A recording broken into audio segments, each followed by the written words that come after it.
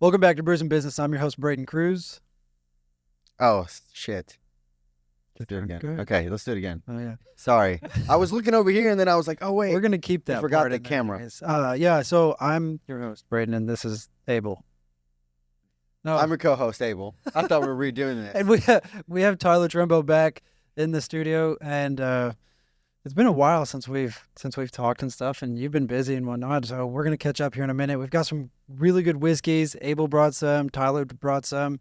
Gregor and Coffee Roasters is our coffee roaster, official sponsor of the podcast. So like we've got some cool coffee beans, so you can go order that online. Use code Brews, get 10% off the first order. Get some awesome We glasses. still have the Costa Rica right now. Yep. We got some glasses.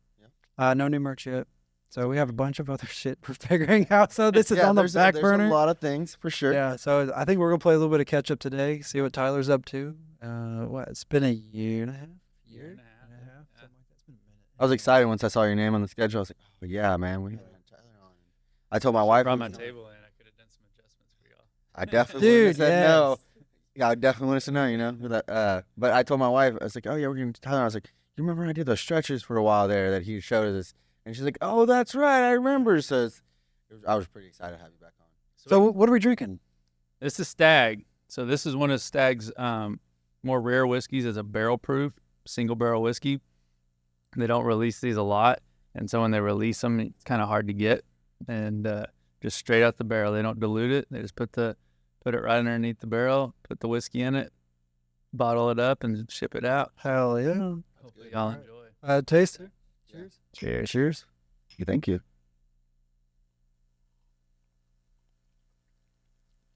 That's delicious. What proof is that? 65. Highest proof I've ever seen. Hmm. Yeah, like I said, if you need to put a cap of water in there, it'll mellow it out. That's good. That's got a beautiful burn. I love that. That's good. Yeah. Thanks for bringing it. No problem. What have you been up to? So, yeah, lots. Tried to hire another doctor of physical therapy like we talked about last time.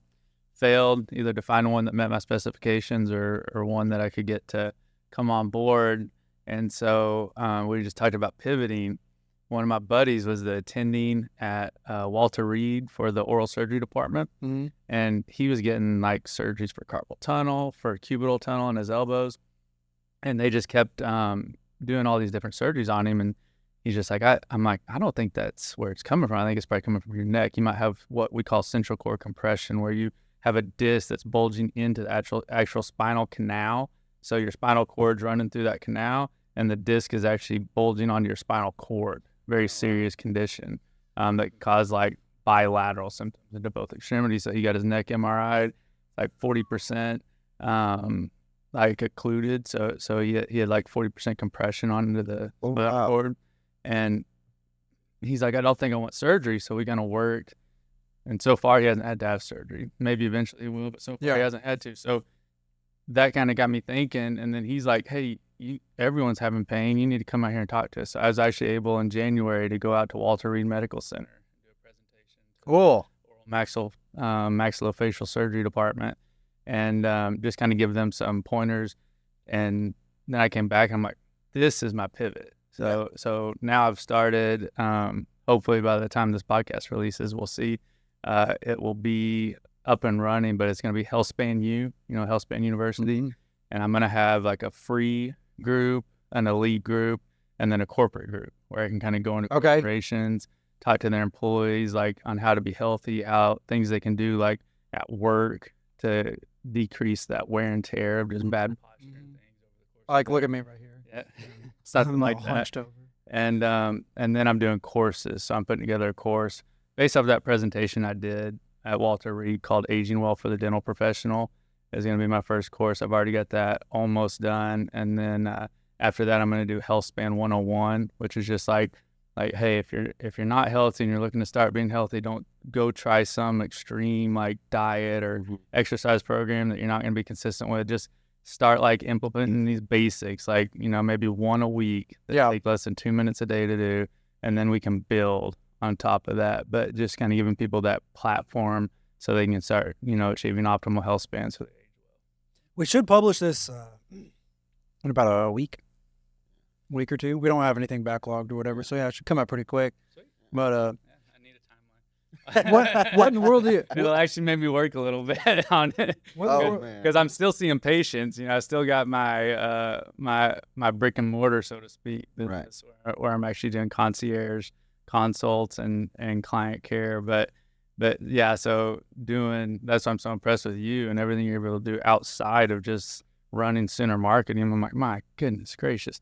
But I guess if you're using it as marketing, so you're almost marketing for yourself through the Right. And I kind of get it, but it's still just It's still a lot to take on. It's still a lot to Yeah. take on. We could talk. Yeah, we could definitely talk about that too. At least for a moment. But like me and what we do at Sooner Marketing, if I put in $1,000, $2,000 a month into Google Ads, it's not gonna make a difference. Like because I'm still competing with everyone else in my space, and they also know what they're doing. And so it really just hikes up the price of advertising on platforms like that, and even on social media. Like I start competing with people and that are advertising prices of $100 a month, and I'm like, the business owner doesn't know that they're outsourcing that, and it's somebody overseas. It's not even a legit company. It's nobody here in the States. It's an automated software, and they won't find out for like 3 or 4 months that they hate it and it's a terrible idea. And how important it is to have somebody local and stuff. But anyways, so and we had talked about this last night at the Soldier's Wish Night of Honor Event Nights thing, and I was like telling Maddie, I was like, I would rather spend $5,000 of labor and us to coordinate an event or an activity or something to where we can bring people together, or sponsoring something and going to another gala and having our logo up there, because right then and there, if we're involved on some level of an event or coordinating something together, that's where there were opportunities for us to be able to like shake a hand and, hey, I'm so-and-so. And they're like, oh yeah, you were so-and-so. I heard about that. And it makes it a lot easier to connect through those. So like I've been investing. This year has been more of like a trial and error of some of the event stuff. And so far it's working really well. Yeah. So it's working well in multiple aspects, on a business aspect of like generating leads and nurturing relationships, and also giving back to like Soldier's Wish or anything, any other organization, or just being more involved in the community. So it's like so much more beneficial for me and Sooner to be invested in dollars and cents that way than it is to, Google ads and whatnot. So, yeah, for sure. Yeah, and so like, we're planning to do like 6 and whiskey tasting events next year. Plus, we have our Sooner Appreciation Laugh event thing. The 27th. The Looney Bin Comedy Club. It's free. Okay. Use code Sooner, and you can get into the free show. I'm giving out 100 free tickets. 27th of what? 27th of November. It'll be at the Looney Bin Comedy Club. The busiest week of my November. Well, you know why? I was like, because I'm gonna come out and laugh on Thursday or Wednesday. Then I got to host a Thanksgiving on Thursday. Then I got to host another Thanksgiving on Friday. And then I got to eat leftovers on Saturday. Well, some people, I thought this through, and I was like, man, people are going to be busy with their families, blah, blah, blah. And I'm like, no. Well, they're going to want out of the house. Yeah. And that's actually one of the busiest weekends for restaurants and bars and entertainment and movies and stuff. Movies get released on Thanksgiving and Christmas and stuff. So I'm like, let me get them out of the house and give a free ticket to go, laugh. And it's family friendly too. So you can bring your friends, you can bring your kids, you can bring your coworkers. I don't care how many people you bring, but if you do get a ticket, please go, because I only have a limited amount. Right. So yeah. I plan to go. I plan to be there. And you make a really good point, because that's actually one of the reasons why Thanksgiving is like one of my favorite holidays. Is while it is like a home day, it's almost like the one holiday of the year where everybody's allowed to just do nothing, and that nothing could be whatever you want. You come over, you go over, you eat some really delicious food, and you do nothing. You might watch football, you might go watch a movie, you might play, you do nothing, and it's awesome. Yeah. That's why literally Thanksgiving is my favorite. Everybody's just really like, oh yeah, good food. That's awesome. But going back to what you were talking about, pivoting, and that's my turkey. Jesus. It just got slaughtered on Wednesday. Jesus. Sweet. Yeah. You're buying it straight from the farm, huh? This thing's 25 pounds. Wow. Is that I don't know what I'm going to do with all that meat. So if you want some. Millie's or Mellie's Meadow? Yeah, Mellie's Meadow. Nice. Mm-hmm. But going back to your conversation of, putting a timeline on it for, Brandon saying, hell, when we release. But, it's funny because that's absolutely probably one of the biggest challenges I see with business owners. And I say that because I had a conversation with my partner this week, and in that conversation, we're talking about the building of the process behind it, right? And I'm like, well, we have to do this. We have to do this. Like, yeah, but I'm like, my plate's already full. How do you? And it is so hard to, and I've had people in my life say, make time to do those things, right? And it really is, and that's why you said, is it your slow season? Like, it's like for me, it is. For me, it's my breathing time. I can build process. I can work on software. I can do all these things, and then springtime comes along and it's chaos all over again. But going back to that is, I recognize though, every time we have downtime and I'm able to make sure I make time to do those things, most of the time I'm human and I just want to relax too. Like, I got a break. Heck yeah, I want to go home early or whatever. But whenever I make time to make those a priority, when things start to speed up, it makes it a little smoother. And that's kind of like right now, a big push for this particular winter is like a lot of we have rocks. If Braden's read the book Traction, if you haven't, I highly recommend it. Highly recommended. The book Traction, you have rocks, and like if you're reading something, drop it and start reading Traction. Like the majority things that'll help you move your company forward. But you can only really do Traction, or it's only worth reading if you have at least 4 or 5 people, 4 or 5. I think would be a good point. Outside of that, it's too premature for Traction. Yeah. If it's just you, don't read Traction. Well, no, I think it's good. I think so. I interpret it even into personal life. Like, there's certain things that I've interpreted into personal life. But again, going back to this, like you put these few things that are core processes to top priority, and this quarter, a lot of it is how do I get the process set up so I can test it for quarter 1 of 2025. That way it's ready to be 100% ready to go for quarter 2, 2025, which is when spring takes off and our, season's crazy. But, it's that question, like, how do you find time? How do you find time? It's like, man, it is difficult. And you're right, Braden does a great job of being able to do that. And like you said, he uses marketing, and mine's work differently. So, I've noticed Braden and I tend to like lean towards that visionary type mindset where we can like really think of these things. Sometimes the execution isn't quite there. And it's not that we can't, it's just we're too busy dreaming. And then, sometimes, and the book talks about the visionary integrator aspect. And we found out, my brother and I, like, we're really starting to hone in that I am the visionary, he's the integrator. To find out we're like, hey, he's going to have to be the realistic one to say, hey, your dream's great, but it can't really happen this way. This is how we need to do it. And then at the same time, I got to push back and be like, well, it's only not going to happen that way because you won't make it happen that way. And then the reality is we both work together to make it best we can for our team. But you don't do it alone. And that's where Braden was talking about. Traction really kind of starts to come in once you have a team. And I remember whenever I first met Braden has, since day one, he's had all these processes that I was just amazed by. And he would tell me, yeah, but the processes are useless because I have no people to run them. And now that he's got people running them, he's like, wow, the process is broken. This process is broken and it's crap because I thought of an idea. And that's where the whole integrator aspect comes in place, because you think it's ideal world. I think it's perfect. Oh, yeah, I can hire someone to do exactly what I did. Right. And but again, sometimes that works, depending on the business and the industry and the service or whatever. Right. Yeah, sometimes it is just that easy. But it is.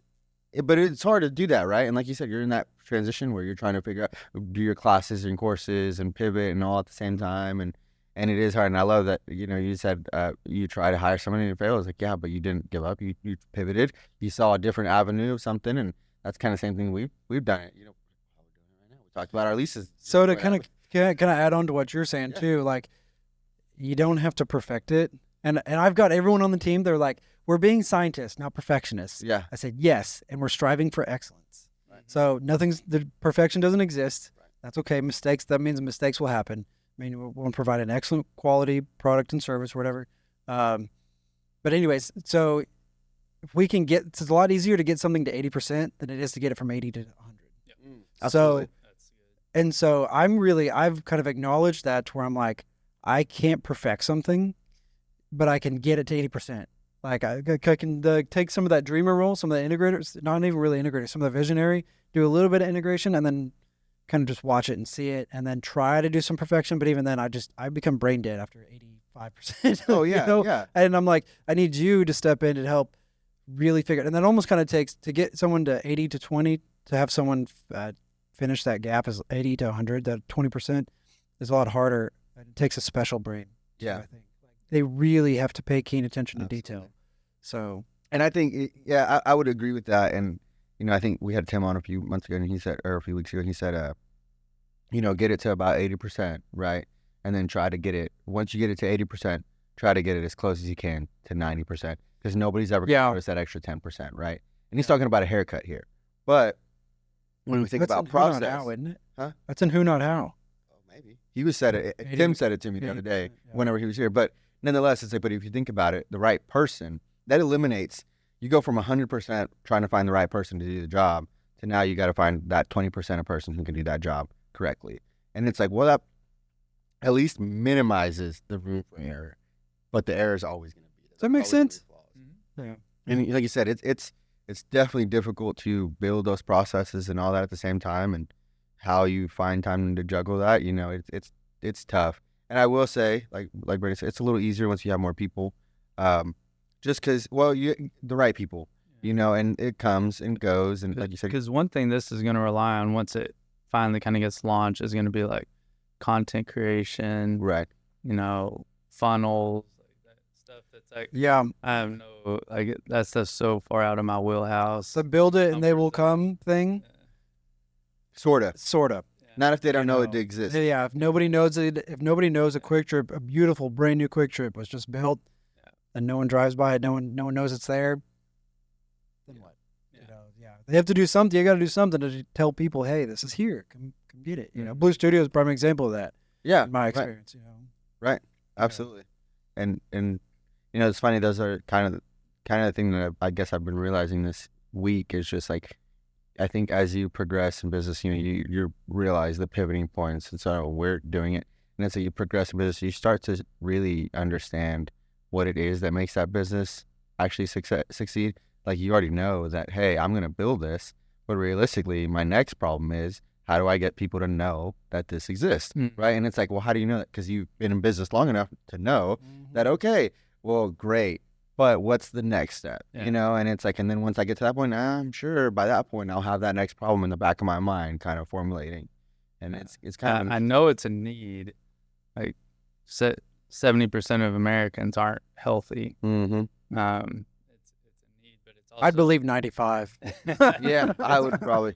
My neighbor's a vascular surgeon, and we were talking the other night, and I'm like, how many cases, and I mean, he's seeing cases that's kind of life or death, limb or not limb, very severe cases.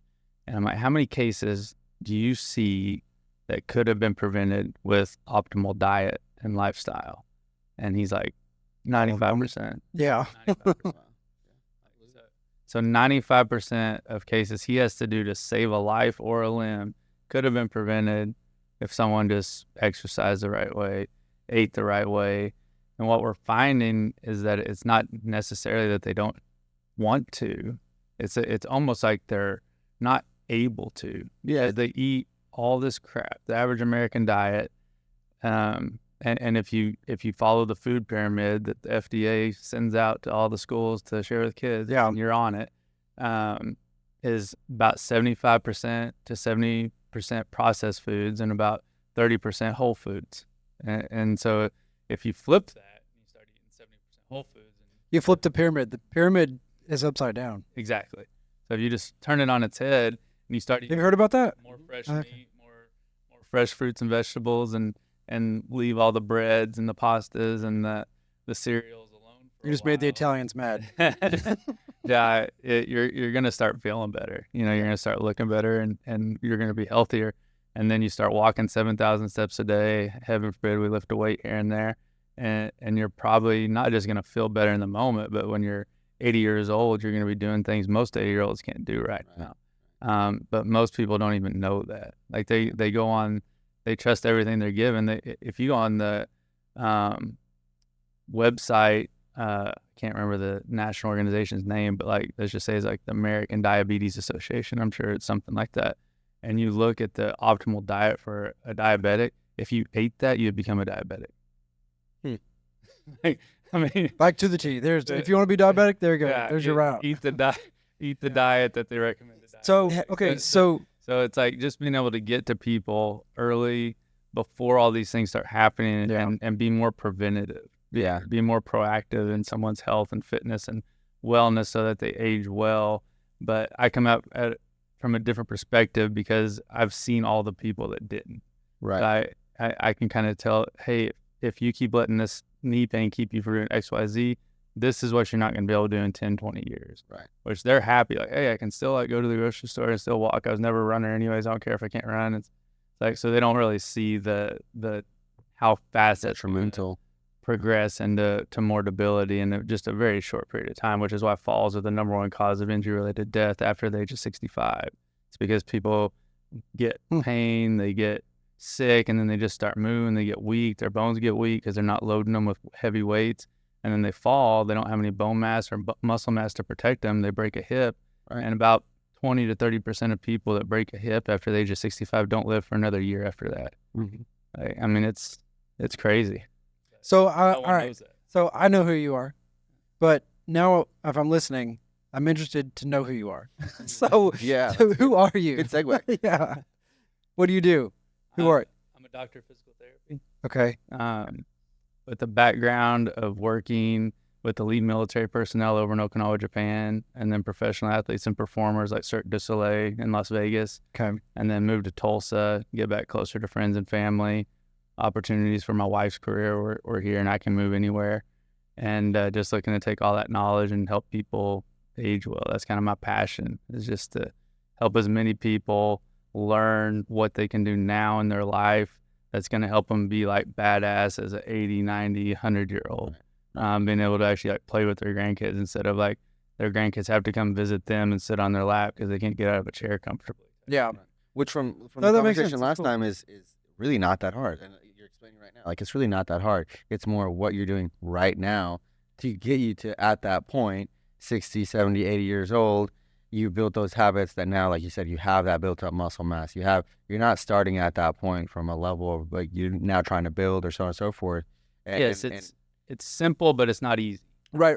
It's like if you see a donut and a piece of Yeah, I like and that. a piece of like bland chicken, hasn't been seasoned, just boiled. Like the choice of what's going to help you be a healthier person is simple. Right. The choice of what you're going to eat is not easy. Absolutely. Like- Well, no, and that's a great way to put it because I always tell people that too. Because like in our work, I'm like, you're not paying for any type of rocket science here. It's easy work, but it's the choice to do it yourself that's actually hard. Like, do you really want to do it yourself? Did you say You rock could. science because you're a It's not rocket landscaper? science. No, well, You should say that. It's not rock science. you're right. I should say that. That's actually good. That's Good marketing point. for you. High five. Yeah. But yeah, like you said, and that's a really good point, you know, and I think that kind of comes down to like a lot of, admittedly, our problem here, you know, in the United States, the average American diet and all this stuff. It's like, well, why is it hard? Because we've kind of made it easy. It's to just be the easy. sad diet. Right. Standard American Right. diet. It's just sad. easy because, well, it's easy. Well, it's not necessarily healthy. It's not, and I love that, you know, we had you on here today. I asked a question this morning, which we have an icebreaker in front of our level 10s every time. And my question today was, if you were a presidential candidate and you were going to go, what would it be like your stance? Like, what would be your selling point, your agenda or whatever? And one of my little brothers said he would make it to where you could have like a community gardens. Like you couldn't have full-blown, full-fledged commercial gardens. Every city, if you were an incorporated city, you would have to have a garden or a farm that basically would sustain your size of infrastructure. Which I'm like, that's cool, because he's like, we need to get rid of all this crap, dude. Like, you could eat an apple, but it's not an apple. Like, it's not. By the time you actually get in and all this crap, and I love that. And then it just kind of comes to, right, in the grand scheme of things, is like, we have just made it easier to eat crap. And sure, you're alive, but it's easier to do that. And when it's the same thing, like, at the end of the honestly, day, it's like it's more about how much you eat than it is what you eat, but what you eat determines how much you eat. right? So, Hey, like, I if don't you- eat all day and then I cram it all at night. Is Yeah. that okay? It depends on what you're eating tonight. Anything. Well, Okay. I'm so hungry. I was like, dude, Yeah. I saw that Tupperware just now on your desk, and that hummus and that pita bread and those apples, like that, I would tore that up. I haven't stopped to eat it. So like that'll about 7:00. I'll just raid the pantry. If you're eating like Oh, that's processed terrible. foods, I know. like high sugar foods, carbs, that actually doesn't stimulate the responses in your body to shut down hunger. I usually like It's layer actually gonna make you both sides more of hungry. both sides of some white bread with some peanut butter and some jelly. So it's yeah, yeah, I Dude, know. I know that's so. I can't eat that. So, That's crazy. so yeah, you could eat that, but I would just take a protein shake beforehand. That protein And then is you what's won't gonna want it. satiate you. Like if you're eating like protein, It's a wash at that point. It's fine. I'm just kidding. Don't do that. yeah, protein, fibers, fats, like those are the things that are gonna make your body feel full. So if you want to have that other stuff, I would just make sure you're eating your protein first, then maybe your fats and fiber second, and then you can have the processed stuff. If someone's just getting into it, it's so easy, like to talk about the macro side of it, right? Just like what you're saying, like make sure you eat your proteins first, and then you move on to your fats, and then finish up with your carbs. Yeah. But in that order, try to keep like the percentage ratio of like depending on what your goals are too. That's another part of that.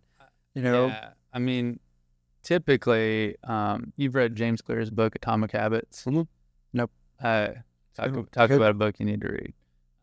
Amazing book, but he breaks down like the science behind just like habits and what it takes to create a habit that's sustainable. And it's a good book. And you have to break it down into something scientifically that you can do in 2 minutes or less. So if I'm having someone work on their nutrition, I just tell them, hey, let's just not eat dessert 3 nights a week. If they're already eating dessert every night of the week. If they're not eating dessert 3 nights a week, then I might say, hey, let's eat a high protein dinner 3 nights a week. So it's like just something like, hey, I'm just going to change one thing at one point in time, 3 days a week. And then when they can do that consistently, then we can build on and add something new. And same thing if someone hasn't been doing fitness for the last like 2 to 5 years and they're trying to get in better shape.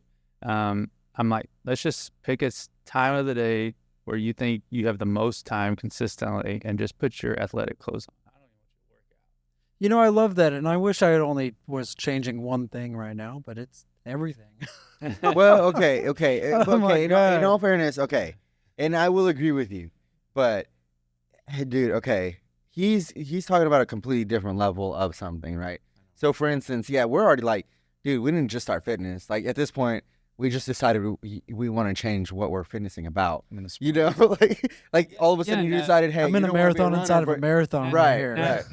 Now, if you guys have specific goals, like obviously, Oh, we could. I'm gonna grab our one, too. cards real quick too. I have clients that have high level goals.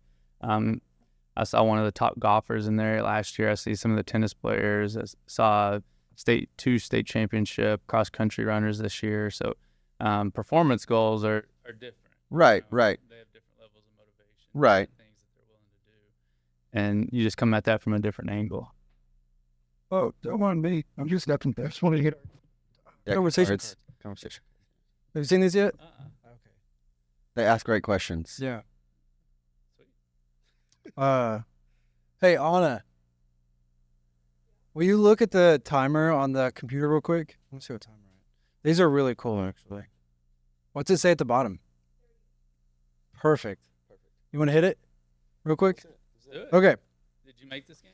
No, so there's actually I can't remember his name, but he has a really cool podcast. It's I believe in Europe or something like that. It's called The Diary of a CEO, and these are conversation cards that people who have been on the show on his podcast, they've brought those questions out and he turned them into cards. That's cool. The whole point of them is to empower true human connection. So it's really raw answers. Okay. And I like a lot of times we don't know how to answer them. Sometimes they get you in trouble. Yeah.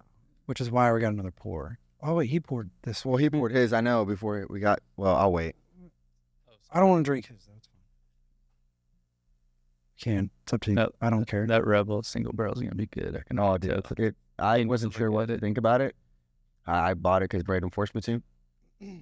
Not really. You gotta support your friend's charity. So this is our I support card. my friends, period. So this is for me to read to you guys. And we can answer we're it all in no gonna particular order. But we all should answer. Ooh, this is a good one. What is something that people value that you no longer value? Okay. I know what my answer is. Yeah, me too. Go. And this is crazy because it's not. If you met me, you wouldn't believe me. But I don't value money. I do. I really don't value it. I do. It's a form of energy. That same conversation that I've had too. Yeah, but I and don't it value creates it the way opportunity. people value money typically. I guess that's the I guess that's a better I answer. value it as a tool. Yes. Yeah. I don't value it as financial dollars. Yeah. It is a tool to be used, but I don't see it as, like whenever you asked that question, I saw you looked at your watch, and instantly I thought the one thing that to me that is more valuable than anything right now is my time. Yeah. The one thing that costs me the most for that time is money, the chase for money. So when it comes to like, do I really? Yeah. Do I value it? No. I see the necessity and I see it as a tool to achieve other things that I value. It's not the money I value. It's the things that the money will acquire me that I value. Whether it's time or, whether it's time with my family, the roof over their heads, the electricity in the house, so on and so forth. It's not the money that I value. It's the things I get in return for that. Fair enough. Yeah. Makes sense. What's yours? People's unsolicited opinions. Ooh, that's a damn good one. Mine was somewhere in that ballpark. I like that. I used to let that stuff, like, what does that person Really think of me. about this, or to think about, or if they would even verbally say something, like, you kind of stop, well, should I be doing that? And now it's like, if you don't have what I'm looking for spiritually, relationally, financially, it's just as terrible as it sounds, if you don't bring some sort of value increase to my life, why should I work? It's not that I'm not gonna be nice to that person, or maybe even grab a coffee or something. But in terms of actually seeking to spend time and build a relationship, because time, I think it comes back to time. Just maybe I've started to value time so much. I just know between my kids and my wife and my business and my yourself that already bring a lot of value and family. It's just hard to really want to go listen to someone complain about their life or complain about this or tell you that you should do this different that they're obviously not doing. And I think that's one thing that when I was younger, I valued that stuff a lot. I was kind of what you'd say like a follower. And now I don't hardly value it at all. That's good. Yeah, mine's in that ballpark. It's kind of like I don't really value people of certain status or money power anymore because I don't think it matters.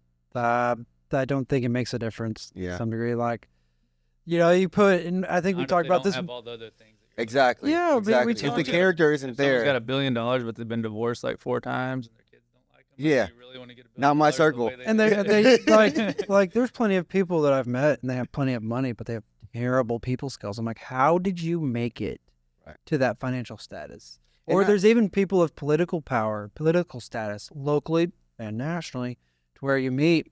And Barack Obama actually made a clip on this the other day that I watched a video on, and he's like, my words, my interpretation of this, stupid people are everywhere, at every level. And he said something in the ballpark of like, I went to Harvard and there were stupid people there. And I thought that there would be, the smartest people across the board. And nope. And then he said something in the lines of like, I went to, the office in the White House and I thought that there would be smart people everywhere. Nope. Stupid people are out everywhere there too. And then he's like, I go into a room full of a handful of people that run the entire world and make decisions and who run the world. And stupid people are there too. And I got to thinking my interpretation a little bit more too is kind of like, how did you make it with that kind of power of either money or status with lacking things that I would imagine to get you there?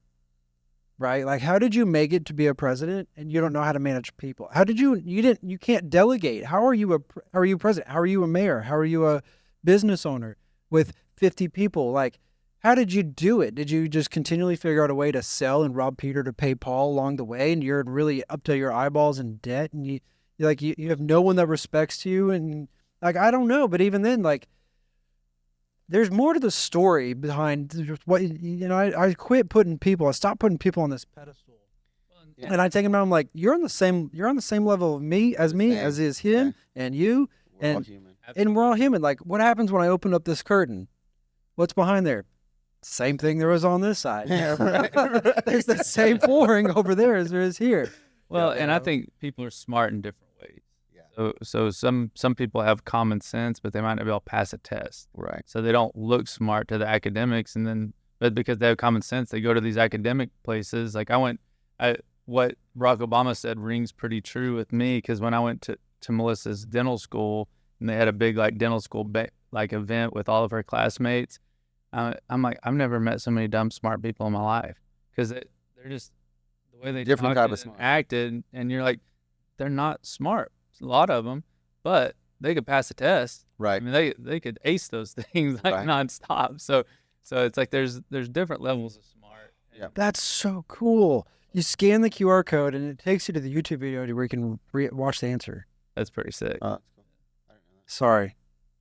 That's I just you know realized that. that's Yeah, everyone's is different and unique. Every card. Yeah. I now want to do that. That's Thanks, Brandon. Got us all sidetracked here. That was a good card. I mean, That was a good card, but you didn't answer really. But you did, but didn't. I don't know if I really had a direct answer. Okay.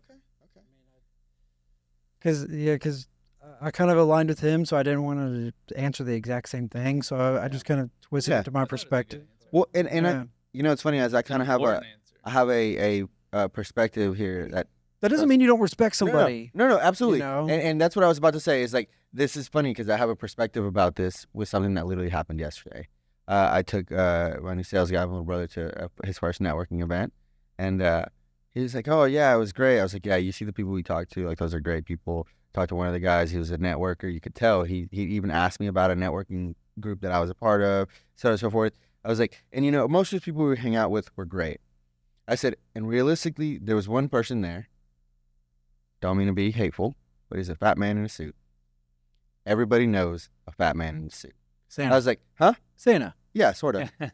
And I was like, and I don't mean that in a hateful way. I was like, but the man walks in, like, big man on campus, wearing a suit, the guy, whatever. And you meet him, and you're like, okay, respect you, understand you. But you see him, and you're like, you know what? We probably just won't vibe.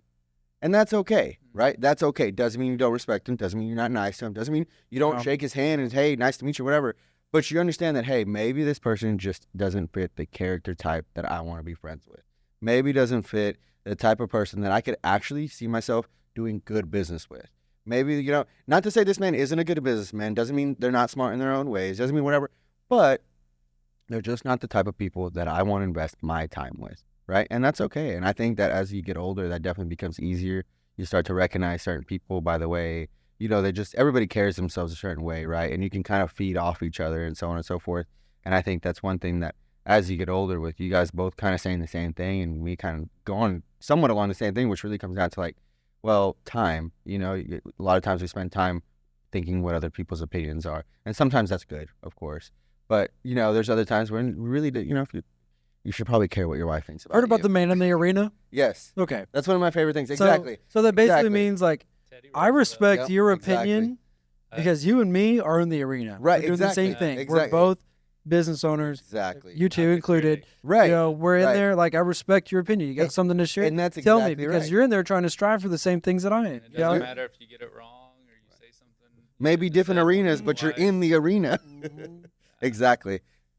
Yeah, and that's with just coming back to like health and wellness. Like that's the thing. A lot of my patients, like they're kind of critics of people who think exercise and it's like, oh, I've tried all that, it doesn't work.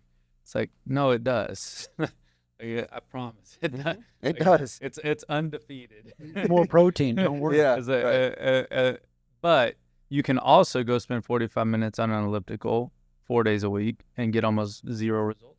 So it's one of those things where, yes, you might have, like I had a recent one. She's like, I've done water aerobics she was having severe back and radicular pain in her leg, which is where you have like a pinched nerve going down your leg. And I'm just like, and it caused a lot of weakness. I'm like, we got to get you strong. We got to get you lifting weights. And she's like, oh yeah, I do water aerobics. I'm like, well, that's an unweighted exercise. It's good for your heart, good for your lungs. Don't stop that, but we got to get you lifting weights. She's like, no, I like water aerobics. I mean, it's like no matter what I said, I couldn't like. It's because she was like a critic of everything she didn't want to do. I guess like she couldn't do that because of this, or that was wrong because of this. And so you have, as a professional, you just navigate around it. Okay, we'll work around it, and we'll see where we can get. But that, I think that's almost everywhere. You probably have people you're trying to market to, and you know exactly how they should market. And they're like, well, but because they're outside of that arena, but they're a critic of it, they're just like, or you're landscaping, they're like, No, I was a critic. oh, okay. He was trying to tell me what to do. I just Okay. didn't listen. Yeah, I mean, I think that just little paragraph. Yeah, he was a absolutely. good orator, obviously, but that paragraph says a lot about almost anything you apply it to. Absolutely. And I think that's, and that's another conversation that this week has really kind of come into play of, a lot of us as business owners, you mentioned early on in the conversation of how, Braden does all this stuff. And admittedly, a lot of people think the same thing, and I know there's a lot of people that look at you and think the same thing. There's a lot of people that look at me and think the same thing. And so you think about it and you look back and it's like, well, it's not necessarily like we're all doing these things, but we're all essentially that man in the arena, right? We're trying to be a husband, a father, an entrepreneur. Thought about how many titles you have? Dude, it's crazy. It's crazy. My And God. all and I put this perspective to my brother literally on Wednesday. I said, and all at the same time, looking for 4 hours to just go hunting by yourself. That's it. Yeah, good luck. Exactly. And I was like, and all at the same time, while you're trying to do all this, Just want to take a shit. you're in looking peace. for 4 hours. Yeah, dude, it's like that, right? That's And impossible with the toddler. I know moms dude, understand that We too. feel that, Stay-at-home right, moms, right. full-time job too, man. Like, It is, just it is. want shit in peace. right? No, but it is, and that's the thing is like, but that goes back to putting it back to we're all human, right? We're all human. We're all fighting the same, and not to put anything away towards anybody, but until you're a business owner, you really don't understand. And actually, and I say that business owner because it's business owner. Anybody could be, an entrepreneur and start a business, but when you start trying to build process, trying to build systems, trying to build people around you and delegate as you're trying to do right now, that starts to change the way you think about your business. And that's where it's like, wow, okay, now you just put on another hat, Can I because tell you're you? also still the employee of that same business and you're now trying to run. Can I tell you, I'm on my way to be fired by the end of next year. I can't wait to see it. But I have a feeling you Getting won't be closer. fired. Oh no, I will want to work. Yeah. I will still work. I Yeah. will still have plenty to do. I think you're going to do the same thing I just did. But if I left for a month, It'll be fine. there'd be more money in the account than when I left. Yeah. That's an amazing feeling to have. Yeah. But I I can think you're taste it. I think you're I going to can do just something taste else. it. I'm close. That's kind of where I'm at with this course. Do it right. 'Cause then I can sell forever. Right, Yeah. right. Do it right once. So You're I'm- in a school, Oh. SKOO. Uh-huh. I You- got Is it. that what you're doing? Uh-huh. Okay. Yeah. I signed up. Okay. I wanted to do some stuff on there too. What's it like? It's a free shout. what is it? What is it? It's paid communities. So it's like kind of if you created a Facebook group, Mhm. except it's Alex Hormozzi's. Actually, he's not the one who created it. He bought into it because it's a good product.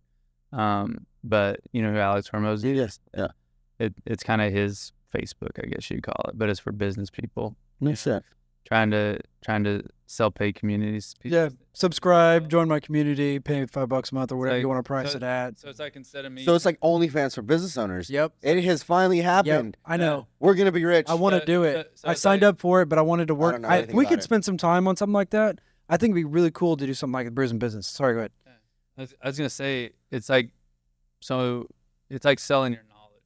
Yeah, yeah. So for me, my epiphany was I could pay another doctor of physical therapy 6 figures, and I have to manage it. have to manage them, have to make 20 to 30% off of them, and then if we went down because I'm giving them a guaranteed salary, if something happened and we lost caseload, now I'm paying money I don't have. Mm-hmm. I can do this. I get all the profits for a fraction of the upfront cost, and it just kind of makes sense. Yeah, imagine if we had an OnlyFans version of Brews and Business on school, and Well, I just think we just had another bank account where you and me just because you get a different type of perspective there. Because realistically, in that aspect, sure, it's Brews and Business, but you're getting everybody's knowledge. I mean, yeah, I get it. That's cool. I didn't know about that again, but I'm like not into any of that, technology type of thing. That's why Braden's like my best friend. He's the exact opposite. Yeah, no. So But I need to put something together or build it. We do need to figure something out. yeah, I did school. I started off with ClickFunnels, and that was just like That was a mess. complicated. It seemed School, so I haven't really dove into it. Haven't really started. Just got an account. yeah. I haven't even paid for it. It's just the trial. But same school. Yeah. And it's flat rate. $97 a month or something like that. And you make all the Bucks a money you month. sell. You make all the money you sell off of it. Interesting. Which is genius too, because he also makes money on the credit card processing fees. So he's like, for less than $100 a month, anybody can use it and sell their knowledge. It makes a little bit of money on the commission. $100 a month times 1,000 people. Yeah. No, I get it. And okay, so let me ask you something about this, because I had this conversation yesterday, and it puts things into perspective, right? And I had this conversation today, and it makes me wonder how much of that mentality. And I'm not saying this is wrong. Let me just put that out there. It's not wrong. It's just, admittedly, finding ways to creating money out of thin air, basically. Today, I had a conversation about a church that needed a bid for maintenance.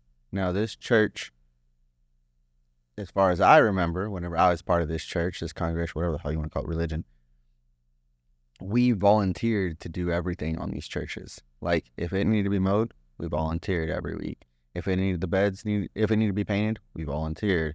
If anything needed to happen in that church, you volunteered. There was no fund to maintain these buildings.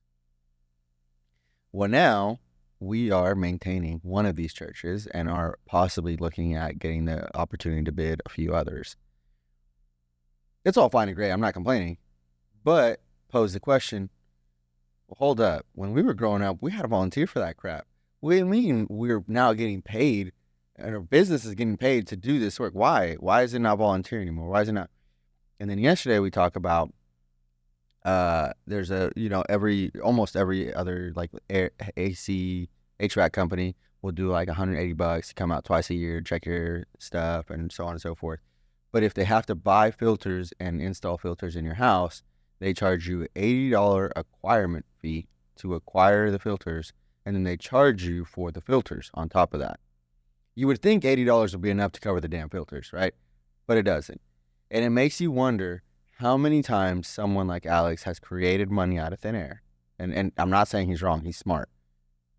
And that's why at this point, housing is unaffordable. Services are unaffordable. Like even me, like the fact of what I charge for our services is kind of ridiculous. I can't afford it, realistically. But I also can't afford to keep my doors open if I don't charge what I charge.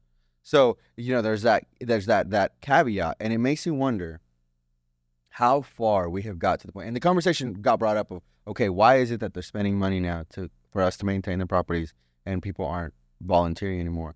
And it's like, well, the reality is because people are working more now to afford what they've always afforded. So now, whenever before you could volunteer on the weekends to take care of your church, now you have to work extra hours just to pay your electric bill, right? So now that person that's paying your electric bill and still donating the same amount to the church, now the church has to, so on and so forth. So it's like crazy when you really put it all together, like, holy crap.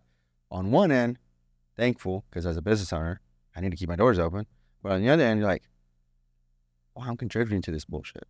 Like, wow, I'm literally contributing to it, and it's terrible, but how do you avoid it? You can't. And it's like, because in a situation like Alex Hermosi in this school situation, are you going to be left in the dark, and you're just going to stay on back, or you're going to try to take advantage of something that actually makes sense, that could actually benefit your family, that could actually so on and so forth. It's so hard, right, to play that balance of like, man, on one end, you're like, oh, what do you mean you're charging for this and that, blah, blah, blah. But then on the other end, it's like, yeah, but I got to pay for that crap anyway, so I got to figure out how to make that work for me. And it's like, wow, it's crazy the way it all circles together. And it's like, wow, the world has really changed in the past 15, 20 years. Of like, now everybody's literally chasing to just pay their bills. And that's insane. And then people like Alex, right? People like Alex, and it's not just Alex, right? We're technically we're in the same building as he is. We're in the same, but we're entrepreneurs. We're on a different level, but we're in the arena. Nonetheless, it makes you wonder, like, man, that guy's smart. Because here is an opportunity that obviously I didn't think about. He thought about that. He had capital and so on and so forth. But it's like, wow, it really... Well, he kind of already made his money. I think school is his way.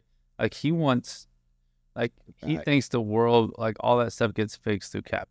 Right. He's like, his thing is like, make capitalism great again. And I believe it. I'm 100% for it. I'm not opposed to it. Like I said, I think it's good. But it just makes you wonder of, like, you know, like how much you might be blaming the guy next door or the guy next to you for, hey, we're sitting here digging this ditch and I'm trying to get us out. But the reality is you're both digging in the same ditch. You don't even realize it. Like, Yeah, I mean, everyone's it's crazy. everyone's giving into the system. Oh, yeah. Well, you have to. You have to. And that's part of it, right? And like I said, the whole Alex Ramosi thing and the school thing is like, I think it's genius. It's genius. Like, again, I think it's genius because I'm an entrepreneur. I see the aspect of the only reason that I'm in the position I'm because I took a risk that you're not willing to take. The opportunity for you to do the exact same thing is the exact same as me. You could go to the same school you went to. You could do the exact same classes you did. You could, as a matter of fact, at this point, you could probably do better than you did because technology and knowledge moves that fast at this point. But the reality is the opportunity is exactly the same. You took it or not. That's up to you. So again, I'm not disagreeing with him. It's just crazy when you think about it. Holy cow. He literally created money out of thin air by thinking of an idea and being like, I'm going to charge credit card fees. Executed on it. Dude, it's genius. It's genius. It really is. And here we're trying to figure out how to make ends meet.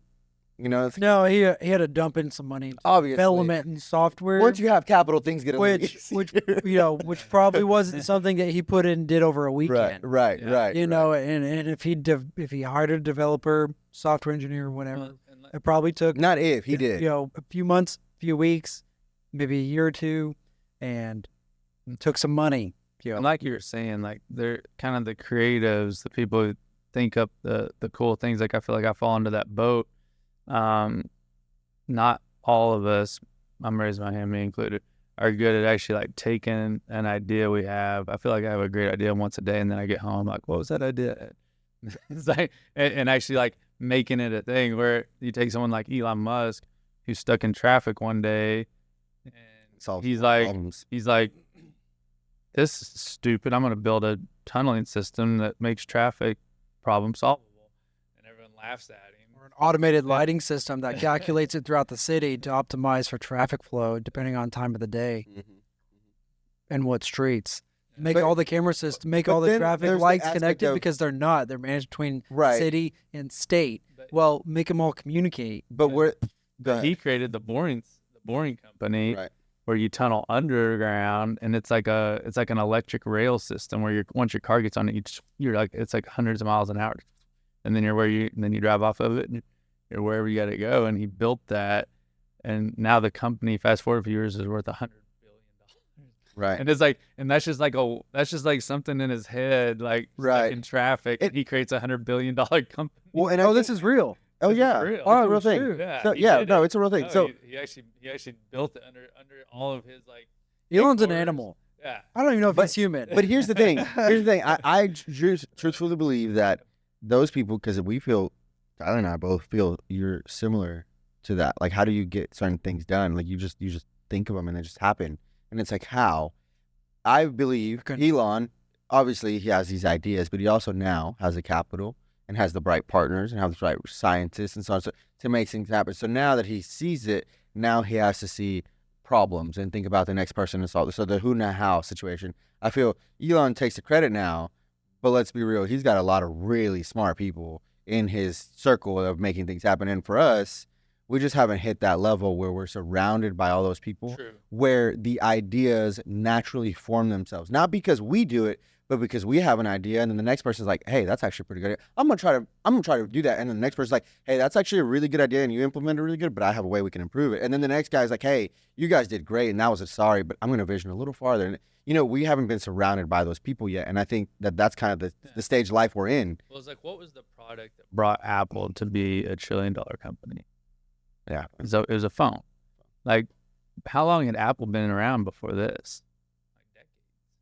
Yeah, Steve Jobs had started the company, been kicked out of the company. 20 years. Oh, yeah. So he had built, like you said, he had built the people. The second time around, he knew how to build up better people. And the iPhone was literally him walking into a room and saying, "Hey, like, I was messing around on this BlackBerry thing, and it's really awkward with all these buttons and like the little thing." Put them on a screen. He's like, "I just want a screen where everything's right there and I can touch it."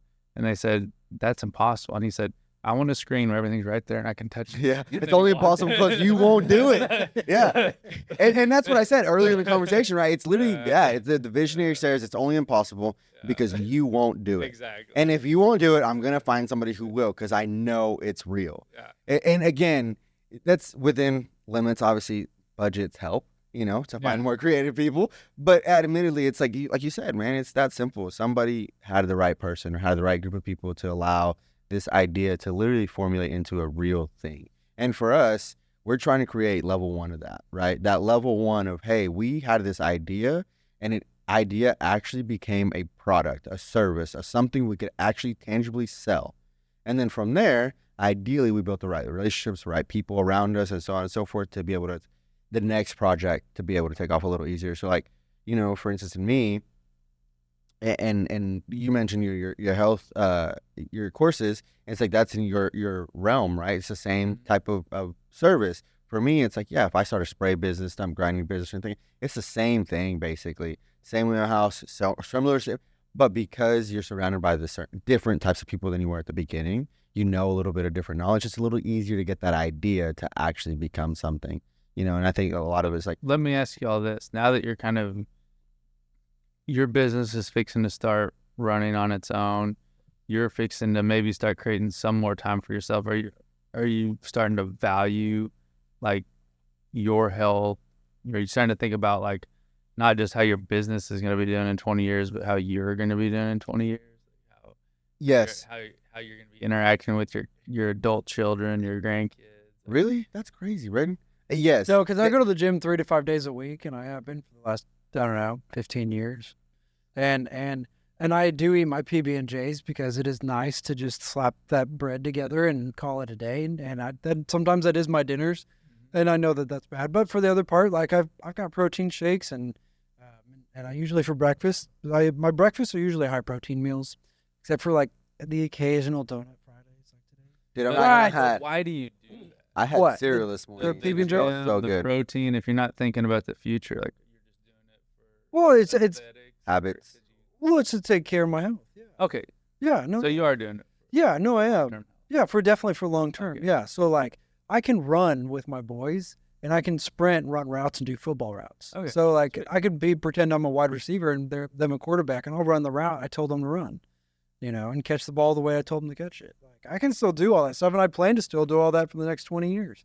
Yeah. I'd love to still do that 45 and be like, Dad, go. You're right. So Right. Right. You're right. Yeah. Right. Yeah. So and So you weren't saying I'm you're st- not I thinking about stretch- it, you're just doing it. no, yeah, I've been doing it for like the Right. last 15 years. And there will be seasons throughout Yep. that time to where there will be a lapse for 2 to 5 months to where I'm like, there's life things that are happening, Yeah. but I get back into the Yeah, rhythm, and I yeah, don't let it longer. I don't let it go longer than 6 months. Nice. That's good. Because you can't be perfect on everything, so sometimes things give and take. Right. But it is a focus, and actually I used to be really good at cutting and bulking seasons. So I used to have cycles about every 3 to 4 months where I would cut and then bulk and then cut and then bulk, and I couldn't gain weight past 155 for the life of me, and now I'm resting about 180, 182. that's a nice man weight. Yeah, it's a good weight, and if I get back down to 160, I'm too lean. But if I get to 190, you get 190 or above, you can really see it in my face and stuff. And in my, so, yeah, and I've got this half dad bod thing, which my wife likes. and if I flex, I can still see, a 4-pack hiding a little bit underneath, which I'm good with. So I'm like, aesthetically, like I love the aesthetics. I think it's cool to be able to manipulate my body to be able to visually see some results and things from, definitely meals, because 70% of my results come from what I eat. The other 30% comes from the gym. Like when I go to the gym, I'm only there for between 3 to 5 days a week for at least 30 minutes. Right. And so depending on what my week's like will kind of depend on whether or not I'm doing uppers and lowers and then a cardio day, or whether I'm doing What do you do 5 for days. cardio day? I just walk or jog. Okay. I mean, it's nothing too extensive. If I can get in 5 days, then I'll put in a stretch day to where I spend 20 to 30 minutes and I'll walk or jog, and then I'll just spend 20 minutes stretching, rolling around on the ground, just kind of moving around. Just I'll use the bands my band days or whatever, and then I'll spend like, legs and shoulders, and then I'll do back and chest, and another day I'll do arms, and then, if I can hit it another day and kind of do like some abs and some cardio, I'll do something like that, So I always kind of blend it up too, so I'm not just doing like, okay, legs on Mondays and then chest on Friday and then back on what, Yeah. So I always want to keep my body like almost in shock per se, to where it's not like, oh, it's always used to just doing this same bench press thing, You're already ahead of the game, because most of the benefits you get from exercise is from like 0 to 50, like from like not exercising. No, just Like intensity. someone who's in the 0 percentile for their age in terms of fitness to the 50 percentile of their age for fitness has achieved probably 80% of the benefits of exercise, and so that's pretty much That's like the whole 80-20 yeah, rule, the right? whole 80-20 rule. That other 50%, now you can get there. Like if you, if your VO2 max is in the top 25% for your age, you increase your chance to live longer than the average life expectancy by 3 times. If it's in my VO2 max is 29.1. If it's in the top 2% for your age, I'd have to see what that is for your age. But if it's in the top 2% for your age, you're another 2 times likelihood to live. Yeah, if you're not doing a lot of high intensity cardio, you're not going to have a super high VO2. Yeah, I know. And you're not doing a lot of zone 2 cardio. I want to go. Well, go ahead. But so now you're if you're in the top 2% VO2 max for your age, you have a 5 times likelihood of living longer than the average life expectancy. And if you have a good strength training regimen, like adequate muscle mass and strength, that's another 3 times. So just a good exercise program can increase your chance to live longer than the average life expectancy by 8 times. Diabetes only decreases your chance to live longer than the average life expectancy by 5.6 times. So literally the worst disease you can really think of, like smoking, about the same. Like it's like So it really does exercise offset negates drastically pretty much everything. So that's why when it comes down to all these diet things, like you need to take this supplement, like a lot of people are majoring in the minors. Like Right. I always tell people, if you're not exercising, like it doesn't matter what you're doing, you're missing the boat. Right. Like exercise is the cure-all. It's the magic drug. Well, I mean, we're moving bodies. Exactly. You should continue to be moving. Like, and I love that you said, because so going back to your question of like, hey, do you find yourself being more interested in health? And my answer to that would be yes, but not because, and I think it's different.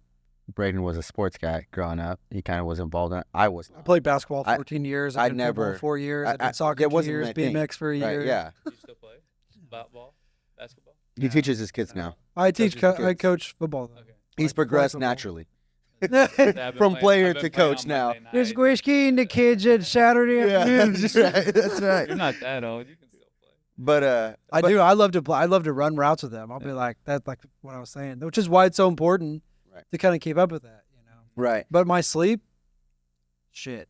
And see, I sleep about I average about 5 hours a night. And see, so Lucky. going back to my that, goal is 6.5. makes you It think happens like, maybe once a week. is that just opening up your time in your business, or is that also getting older and understanding like your time is limited? Because so for me, it's both. Yes, for one, I feel I have more time because I haven't ran consistently the way I like to run since about June. About that time. Yeah, right. Like, yeah, literally, dude, that was rough. But since about June. We went out one night, dude, and it was like 2:00 in the morning. He's like, let's go run. bad idea. Like, but it was good. It was a good night. We sprinted once at one point. I was like, what are you doing? Come on. He's like, no, I'm done. It was too late. I don't know what we were doing out there that late, but it was good. It was a good night. But nonetheless, I haven't really consistently ran because realistically, my day starts at 7:00. Dude, in order for me to get a good run in, again, when's the time when you most consistently have X amount of time to do what you want to do? Well, it's about at 5:00 in the morning, and it's really hard to wake up at 5:00 in the morning when you have 3 little kids under Literally, 6. your body and mind Like, dude, it's hurt at some impossible. point. You're like, I can't. But if I can start my days at 9, I have no problem getting up and running and because now I know that, like, well, as long as I make it back to the house by realistically 8:00, I can take a quick shower, eat some breakfast, get back to the office by 9. But if my day starts at 7 if I don't leave that house by 5:30, 6 o'clock, my day, I don't get to work on time. So with that being said, it's partially, yes, I feel a little bit more time in the business to allow me to do that. But also as I get older, I start to realize, like, I saw a quote the other day or thing on Facebook the other day. It's like, as you get closer to your 40s, you start to see the people who cared and the people who didn't.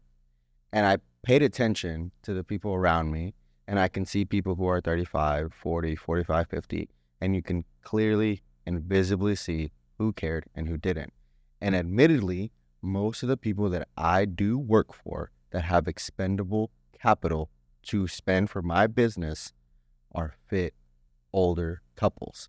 Couples, not just men or women. If it's women, So, you know what's she fascinating is because that applies into your interests it does to exactly. target.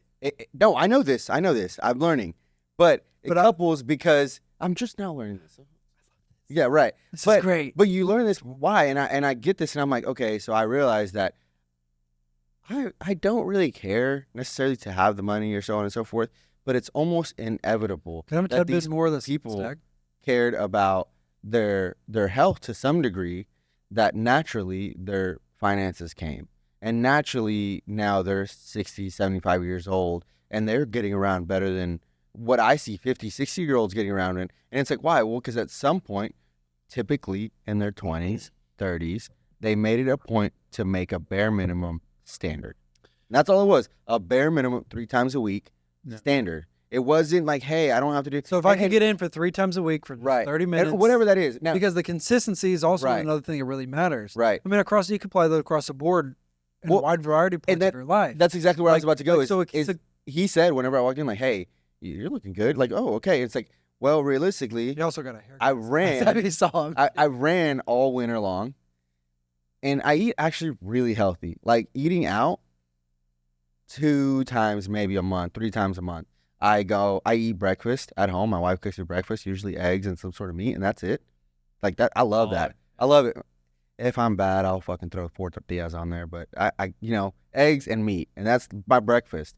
For lunch, I go home and I have leftovers, whatever was for dinner, and it's usually home cooked meals. And then at dinner, I have dinner that's home cooked meals. So like, I eat out very rarely. So like, whenever I think about people like, oh, you're a diet, I'm like, man, I think I eat pretty good. I don't do the whole at night thing, dude. I can't. I did it all growing up. I was the Cookie Monster.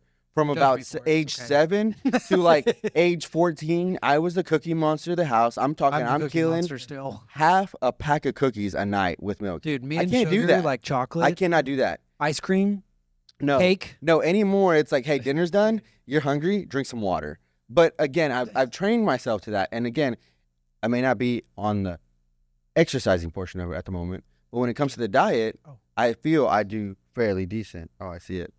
I feel I do fairly decent, but again, it's 2 and 2, right? You can't do one with the other without the other, because while sure I may look fine and so on and so forth, my stomach doesn't feel the happiest. And why? Well, because I know it feels the happiest when I chase the kids around all day, and when I moved, when I physically moved. And when does my stomach or my body feel the worst? When the day before I drove around for 8 hours and I ate crap because I couldn't go home to eat lunch or whatever, like.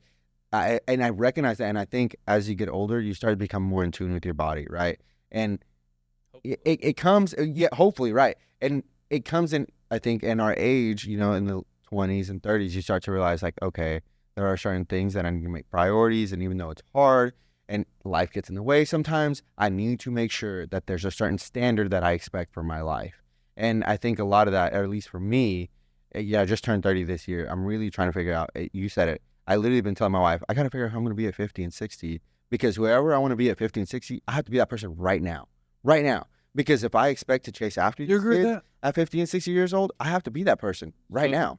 Yes and no. They've done recent research that shows a 50-year-old can do a high weight training, high intensity workout, and their muscle rebounds the same as like a 25-year-old, which usually they think that there were extra inflammatory factors, that there was more injury, that that you didn't get but as long as, again, consistent, as long as you're consistent. The thing about aging is people become active with less frequency, and they're not consistent. And so they'll maybe playing a basketball league for 2 months, and then when that basketball league's over, now they're done playing basketball for 2 years. And then maybe the next year the league comes around, they're like, oh yeah, I'll play. Then they go and play. Well, your body's too smart. Whenever you stop doing something, like all that muscle or all that energy you put in that tendon there, your ACL, because every time you impact the ground, your body feels that. Right. It stimulates bone growth. It stimulates tendon growth. It actually makes to try to protect itself and stronger. Yeah, that makes sense. But when you stop doing that, you don't just keep that strength that you built. Your body goes, okay, you don't need any more. Like we have other problems. Well, it'll suck it out in Yeah. a week. It's fascinating how fast it'll suck it out too. Yeah. Yeah, it only takes 2 days of not doing anything to lose strength, and for every day you lose strength, it takes 2 weeks to get it back. Yeah. And honestly, I felt that because I haven't been to the gym in 2 weeks. my couch to 5K that I did last year, dude, We got time. I sucked so bad. And then once it came up, it was I'm good. good for a second, but anyway, just let me finish my thought. So then when they go back and they do that impact, then they pop their Achilles tendon, and they're like, well, what happened? It's like, well, you're not, as you age, like because when you're young, you're active all the time. Like you've never. Yeah, right. You never. Yeah. And so it's not necessarily the age that leads to injury. It's the inconsistency of those types of activities that leads to injury. That makes a lot of sense, actually. So as long as you stay consistent, then yeah, at 50, you could essentially build yourself up to do what you want to do, not at as high level as you can do Right. now. But if you start now and you just maintain it until then, it's gonna So make much you easier. much less likely Yeah. to get injured or anything like that. We still have hope to be BMX riders. I did BMX. And Okay, so I want to ask you too. This is one of the most common questions that we ask, or that I ask, whatever. We ask. Here we go. At this point, do you feel like that you are lucky or smart, and does your continued successful things that you're doing, does it come from one or the other or both? I've never felt like I was that smart. But I've never felt like I was that lucky. I just feel like I'm a hard worker. So I've always had a good work ethic, and I've always believed in myself. So I think that's I've always known no matter what I wanted to do, like there was a level of work. Like when I was studying, taking on like my pre-med classes and stuff with all the pre-med students, like they might have to study 4 hours, I might study 8, but we still got the same grade. Like I just was willing to do what it took. The opportunity is there to get what I needed. So yeah, I think luck is available for those who work hard and are ready for it when it gets there. And I think that's mainly hard work's been my key to success. It's just being willing to get out there, put in the hours and do the work. Yep. That's fair. I had a Facebook memory that popped up the other day that actually reminded me of this question and I love that. He said hard work, right? Not necessarily. And I think a lot of the people end up coming back to that, right? You're just consistent hard work and it kind of a little bit of both kind of down to you. Which takes time away from takes family. time. It does. It's all sacrifice and investments and so on and so forth. But this Facebook post that I put was that sometimes opportunity shows up to show us how unprepared we were. And that comes down to how the lack of work we did in the meantime to prepare for that opportunity, right? So was it luck? I don't know. Sometimes it's hard work to prepare for that opportunity to show up. Yeah. But then sometimes opportunity shows up to show that, hey, you didn't work as hard as you thought you were. You didn't work as hard as you said you were going to. And now, missed. Sorry. One more thing before we wrap up. When it comes to VO2 max, they did a study. It's called the Norwegian 4x4. And it's doing 4 minutes, high intensity, as hard as you can, 3 minutes, super slow. So you can do this on a treadmill, you can do it on a bike, you can do it on a row machine. Wait, so you're saying like basically sprint as fast as you can and then walk as slow as you can. And then walk as slow as you possibly can. And they did this with a group of 55-year-olds in Dallas. And they made sure they didn't have any heart disease yet, so they were healthy, but they weren't fit. So they were kind of like their hearts measured. Average American? Yeah, 55. The average man. Yeah. And they did this, the group that did the Norwegian 4x4 once a week, they measured them over 2 years. Their heart went from measuring like a 55-year-old's heart to 35-year-old's. Wait, only once a week? Yeah. So again, so it just more credit to just 3 days. 3 days for 30 minutes is not that hard. Yeah.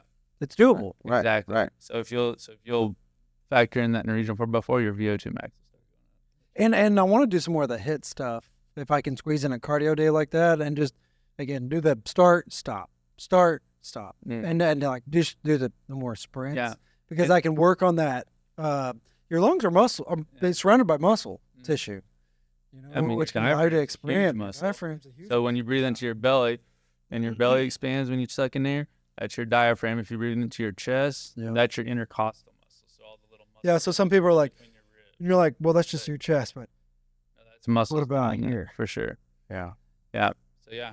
Did you ever get into nutrition or anything like that, or take classes or college On a different classes? level, I worked at a nutrition store for 10 years, so I could tell you all kinds That's of herbs, all kinds of, homeopathics and so on and so forth, but they didn't focus a whole lot on the fitness end. It was more the herbal medicine and so on and so forth. So that's where a lot of I won't go to the doctor because I don't want that pharmaceutical crap. But you want to give me some witchcraft herbs and so on and so forth? Come on, let me at it. I'll take that all day long. I will. But I don't want. I do. It'll but feel better. Absolutely, it tastes like crap. I don't care. I'll take it. I don't want the pharmaceutical crap. Oh, like Mindy. But it goes down. Mindy. Yes, oh, absolutely. okay. So That's Mindy, exactly it. Mindy Salvino, I watched Peer Health Grid. Yeah. Okay, she was the. So for over the last year, the episode where we recorded last year was the most listened to episode. Yeah. Mindy's was the second. I don't know why. Yeah. But apparently something Health. in the health related field is something that it's important. people are most interested in. Well, and I knowing. think again, dude, I genuinely feel like so podcasts, for instance, are our generation's thing, right? The younger generation, they're not quite into podcasts yet. They're not really. They'll have their own thing, right?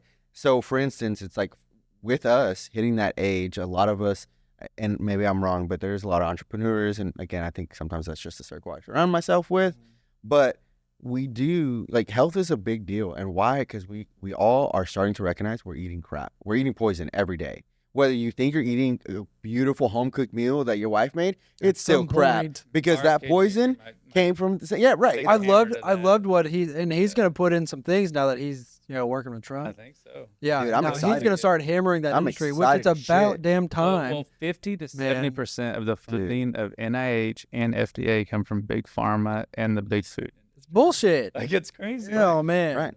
No, and I'm for it. I'm all for it. And I'm like, because You vote? admittedly, What? Did you get a chance to vote? Uh-huh.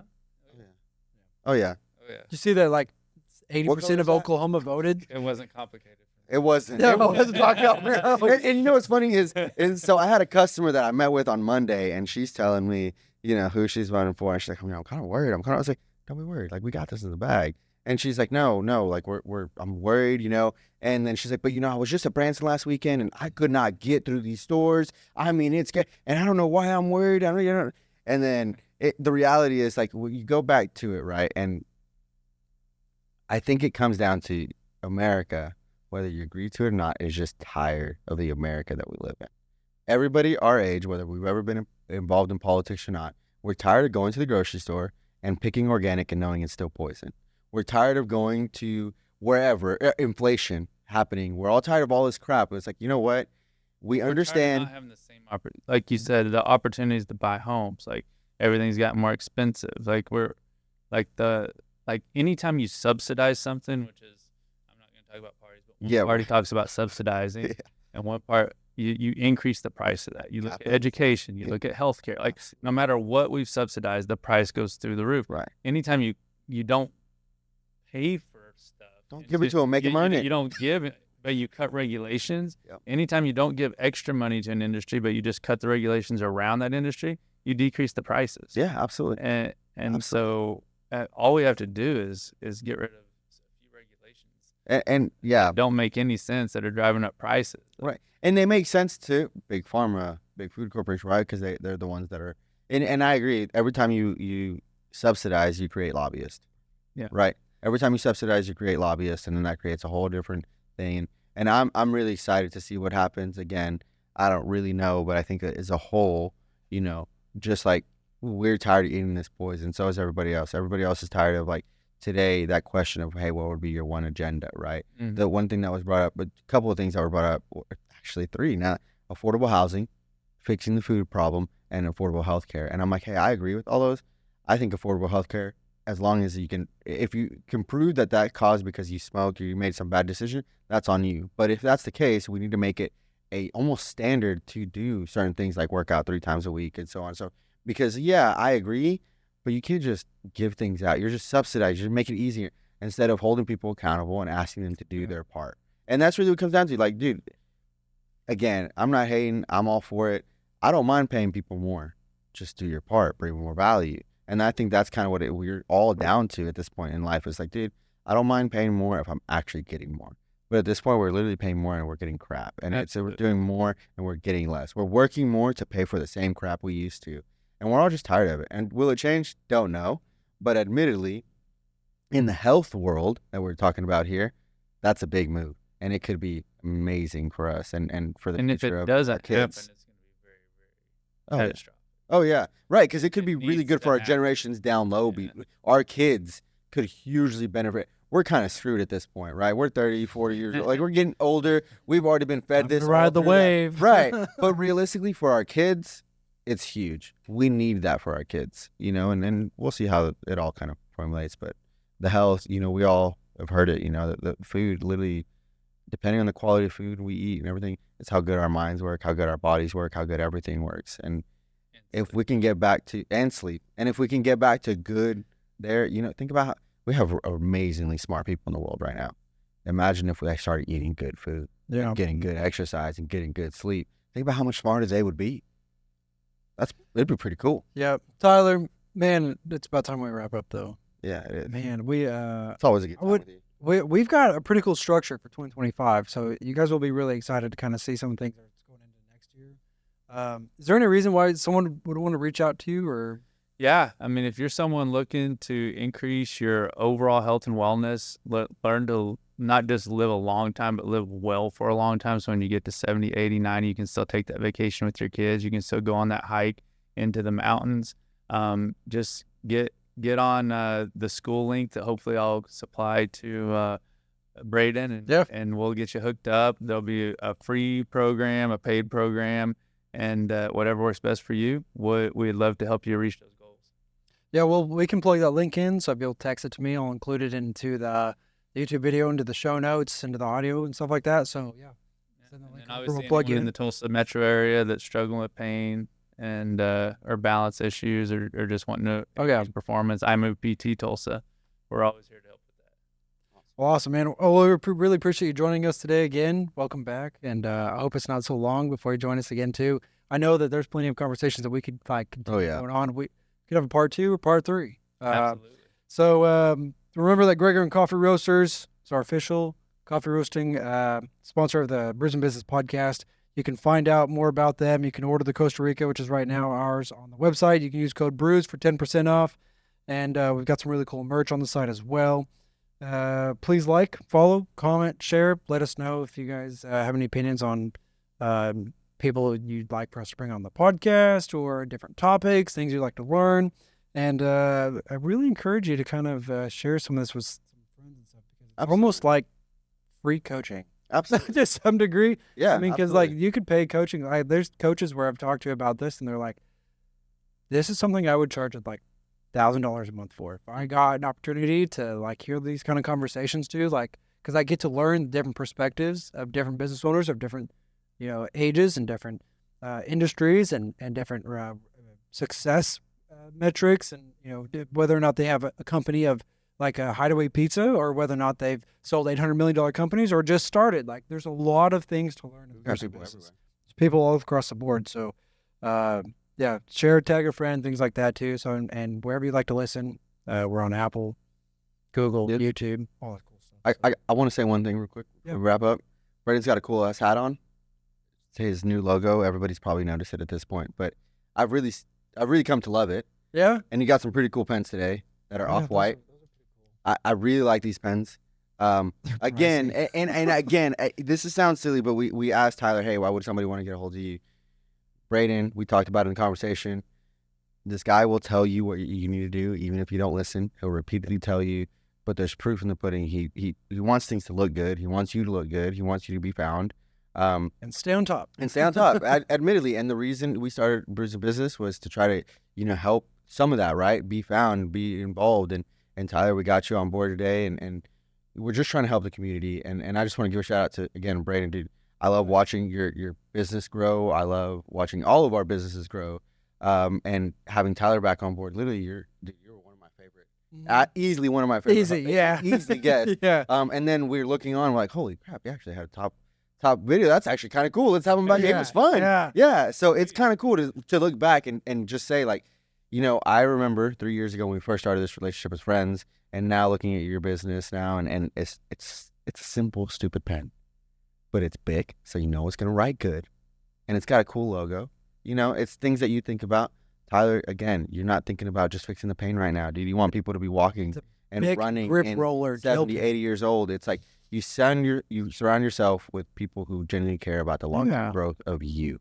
And I think that's really what this community of Brews of Business has created. It's just, hey, right now we're trying to solve right now problems, but long-term we want everybody to win across the board. Yeah, and with you joining too, it's good to check in with you, and if there's some value that we can provide here too. That's part of the point, and the other point is maybe you provide something to us too. And sometimes it's one direction, sometimes the other, sometimes it's both ways. Where we learn something from you, you learn something from us, and again, the whole point of Brews and Business was like how many conversations that we have at a coffee shop or behind the scenes, and we're like, how many times that happens. If somebody else heard it, that it would change someone's perspective. It would help provide value, and it would give them some direction on, for sure. Oh my God, that's how they did it. That would so work for me because I've been struggling with that for months or years or whatever, right? So, yeah, and you can kind of see that at different levels, and that's what we like is like business owners with different perspectives and different industries and different experiences, and not just like what we're learning, but like maybe hopefully you've learned some stuff from us too, and maybe some of the things that we're doing in just the short time frame that we've talked. Hopefully, listeners and watchers can think the same thing, and wow, that's great. And that's how they did that. We're all in this together. That's what they said since COVID. We're all in the arena. Except we weren't. Yeah. Except we weren't. You're right. We'll keep battling out the arena, and I appreciate you joining us. Thank you, guys.